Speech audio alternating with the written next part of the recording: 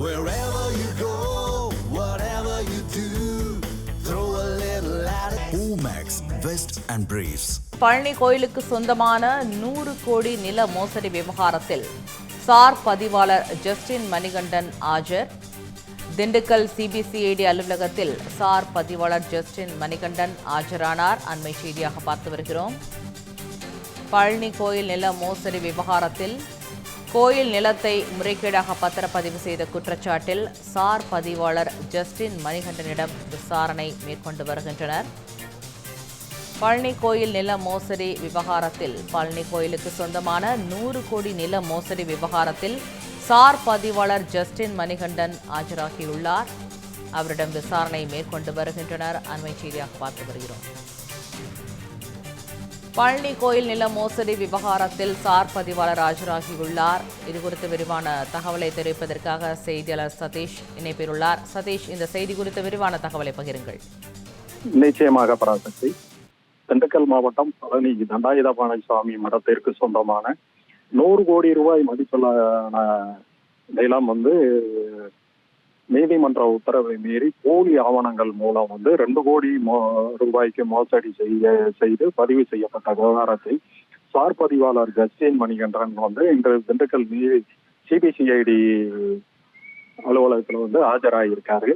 பழனி அடிவாரம் சன்னதி வீதியில் அமைந்துள்ள அருள்மிகு தண்டாயுதபாணி சுவாமி மடத்திற்கு சொந்தமான நிலம் மோசடி தொடர்பாக பழனி கோயில் நிலங்கள் பிரிவு கண்காணிப்பாளர் முருகானந்தம் அளித்த புகாரின் பேரில் சார் பதிவாளர் ஜஸ்டின் மணிகண்டன் போலி ட்ரஸ்ட் பிரமுகர் முருகதாஸ் உள்ளிட்ட 4 பேர் மீது பழனி அடிவார காவல் நிலைய போலீசார் வழக்கு பதிவு செய்யப்பட்டது. தமிழக அரசின் உத்தரவு தொடர்ந்து கடந்த 15/7/2026 அன்று இந்த வழக்கானது சிபிசிஐடிக்கு மாற்றப்பட்டு சிபிசிஐடி டிஎஸ்பி அஜய் தங்கம் தலைமையிலான முதல் தகவல் அறிக்கை பதிவு செய்யப்பட்டு தீவிர விசாரணை நடைபெற்று வருகிறது. தென்மண்டல எஸ்பி சஜிதா நேரடியாக வருகை தந்து இந்த கோயில் செயல் அலுவலர் கணபதி உள்ளிட்டோரிடம் விசாரணை நடத்தினார். இவ்வழக்கு தொடர்பாக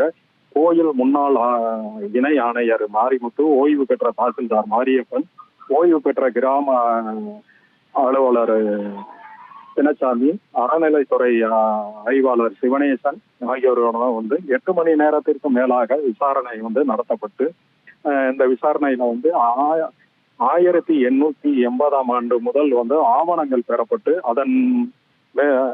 அதன்படி மேலும் வருவாய்த்துறை ஆய்வாளர்கள் சார்பு நிலத்தின் பல்வேறு காலகட்ட நில வரைபடங்கள் தொடர்பான ஆவணங்களை சிபிசிஐடி அதிகாரிகளிடம் சமர்ப்பணம் செஞ்சாங்க. ஆக்கிரமிப்பில் இருந்த கடையில் எந்த ஆவணங்களின் அடிப்படையில் மின் இணைப்பு வழங்கப்பட்டது என்பது குறித்து விளக்கமும் கேட்கப்பட்டு மின் வாரியத்திற்கு சிபிசிஐடி போலீசார் நோட்டீஸ் அனுப்பி இருந்தாங்க. அதன் அடிப்படையில் மின் வாரியத்தில் இருந்து பெறப்பட்ட ஆவணங்கள் சிபிசிஐடி அதிகாரிகள் திண்டுக்கல் மாவட்ட சிபிசிஐடி அலுவலகத்தில் வைத்து தீவிரமாக ஆய்வு செய்து வருகின்றனர். இவ்வழக்கு குற்றம் சாட்டப்பட்டுள்ள சார் பதிவாளர் ஜஸ்டின் மணிகண்டனுக்கு உயர்நீதிமன்றம் கிளை ஏற்கனவே நிபந்தனை ஜாமீன் வழங்கி இருந்த நிலையில அந்த உத்தரவின்படி சார் பதிவாளர் ஜஸ்டின் மணிகண்டன் இன்று திண்டுக்கல் சிபிசிஐடி அலுவலகத்துல விசாரணைக்காக தற்போது ஆஜராகி அவர் இப்பதான் உள்ள போயிருக்காரு. அவர்கிட்ட சிபிசிஐடி போலீசார் விசாரணையை துவங்கி உள்ளனர். விசாரணையில என்ன கேட்கப்பட்டது, என்ன அவர் சொன்னாரு அப்படின்றது விசாரணை முடிவுல தெரிய வரும் ஆசக்தி குறிப்பிடத்தக்கது. தகவலுக்கு நன்றி சதீஷ் ரங்கநாதன்.